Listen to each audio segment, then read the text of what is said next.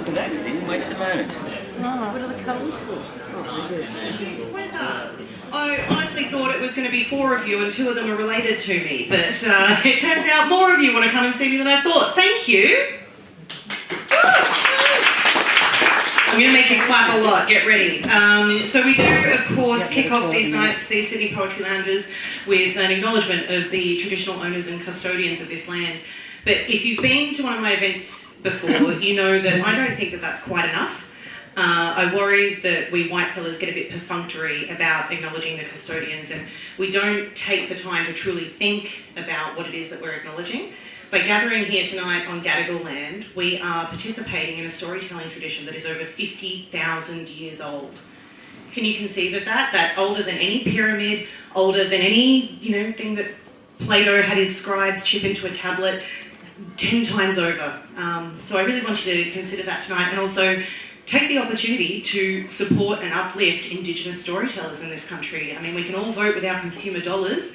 Sand Talk was just released a couple of days ago. It's an incredible book. I picked up my copy today from Better Read Than Dead, that talks about Indigenous voices and lessons that we can take into the future. So I really encourage you all to, use your wallet, use your power to show the man that we want more Indigenous storytelling in this country.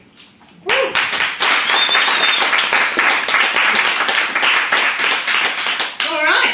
For those of you who don't know, there's a couple of new faces. I'm Sheree.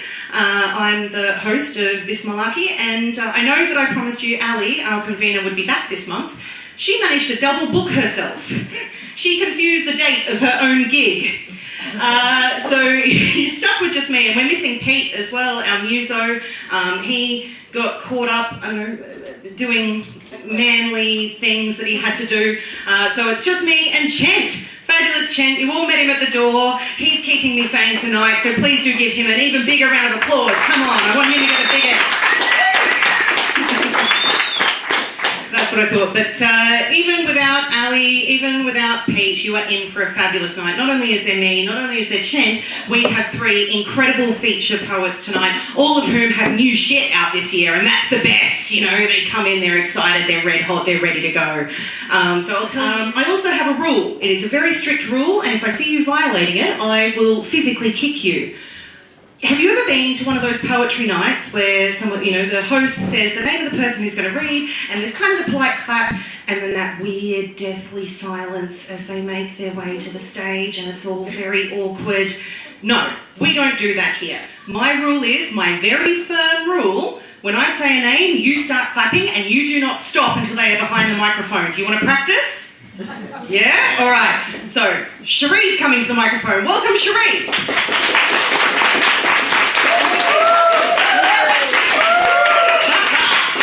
That's what I like to see. That's how it's going to work tonight. Are you good with that? We're all okay? Excellent. Now, I do like to warm up the stage. I think that it's only polite. I don't actually identify as a poet. Hosting this gig was the only way I could find to elbow myself onto the stage. But seeing as Ali is here with us only in spirit tonight, I thought I would do her a favour and read one of her poems from this fantastic collection. It is And My Heart Crumples Like a Coke Can. This is the book of poetry that I force into the hands of anyone who says that they just don't get poetry. Everyone gets Ali. She's fantastic, and this is my favourite poem from that collection. It's called A Friend of Mine with Low Self-Esteem. And I'm going to ask that you all close your eyes and imagine that I'm reading this with a beautiful Scottish lilt instead of this ridiculous Queensland twang. It is a very highbrow bookstore. I like the books in there. They also have penguin tote bags and Scrabble mugs and badges you can buy which say, I read books.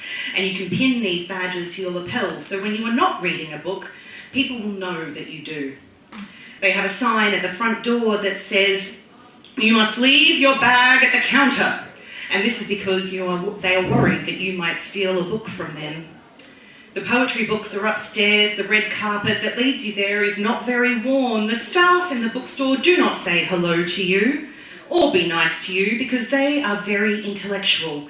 Only they cannot find a job doing an intellectual thing, and so they must scan barcodes and put aside the books that have been ordered in. Then they must ring up the customers to tell them their books are ready for collection. The other thing they must do is instruct people to swipe or tap or insert. And sometimes there is cash and they must count it at the end of the night. Because they have degrees and PhDs they cannot do anything with. They are also quite rude because their self-esteem is quite low. A friend of mine has low self-esteem too. She read a book about it and told me there is an app you can download if you have an iPhone 6. I went to the highbrow bookstore to buy the book. When you were looking for a book in the highbrow bookstore, you can ask the scary lady at the computer to check if they have it in stock.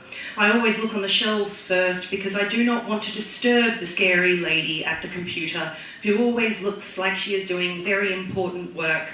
Sometimes the work she is doing is so important she cannot look up from the keys to let you know that she can see you standing there waiting. The book I wanted is not on the shelf, so I went to the scary lady at the computer and waited.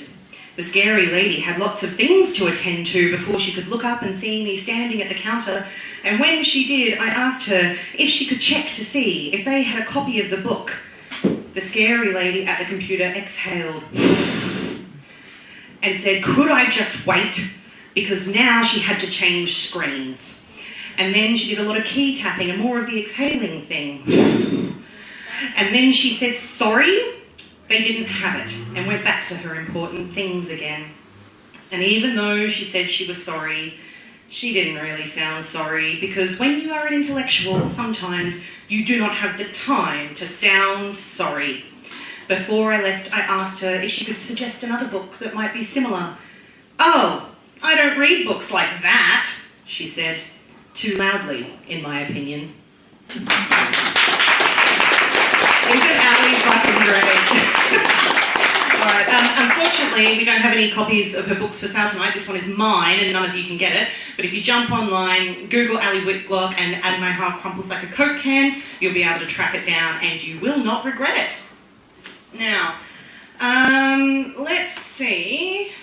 Oh, and Ali will be back, I promise, we've double-checked her calendar. She will be back here next month with new shit to open us up instead of my poor approximations. So make sure you stick around for that.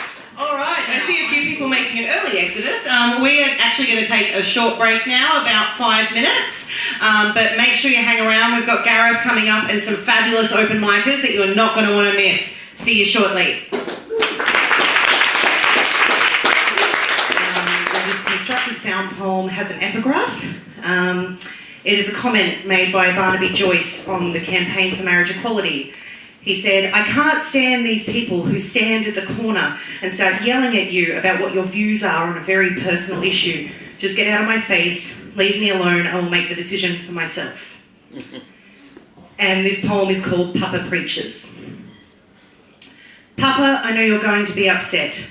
This is not a reflection of a civilised society. I was always a little girl. Boy, you caused some problems. But you should know by now, I know a little about a lot. I'm not a baby, I'm the adult here. You always taught me right from wrong. When you're going to be shouted down is when you've got to speak up. I need your help, Daddy, please be strong. It is just philosophically wrong. I may be young at heart, I can't enforce my views on other people, but I know what I'm saying. I know a lot about politics. We're in an awful mess. We've had a gutful. Please, Papa, don't preach. I'm not here saying I'm some saint. I'm in trouble deep. You have to continue on. I've been losing sleep. Light one candle. Maybe we'll be all right. This fight goes on for 3 weeks, for 3 months, for 3 years. It's a sacrifice. I want you to talk to your friends. But my friends keep telling me to give it up. You can't have that right. That's not a right you can have. Saying I'm too young, I ought to live it up. You can't pick your family. What I need right now is some good advice. The Greyhound debate was small. This is massive. Daddy, if you could only see, if it's allowed by law, there is an endorsement. You'd give us your blessing right now. All the best and God bless and keep fighting. Please, Papa, don't preach in the most callous of circumstances. Alright,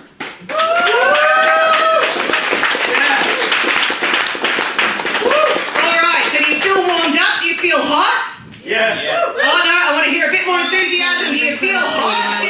Thank you. And on that fabulous note, we're going to wrap up this evening. So the next Sydney Poetry Lounge is going to be on the 16th of October. We've got Jenny Blackford and Chris Salt. Now, there is more information about that and also about the Blue Nib submissions. That's going to be on Facebook at the Sydney Poetry Lounge, or if, you know, you're protesting Zuckerberg like it's going to make a damn worth a difference to him, you can find us on Twitter at Sid Poetry Lounge. Now, I do need to thank Anne and Michael and Gareth and Chen. They all deserve their own round of applause, but let's be real, you want to get home before the rain starts again. I've got this whole stack of books at the door from Anne, from Gareth, from Michael. Make sure you buy them, support them, because we love having them here. I'm Sheree Strange. Everything you could ever possibly want to know about me, you can find at shereestrange.com. I implore you all to get home safe and dry, and I've been great. Have a good night.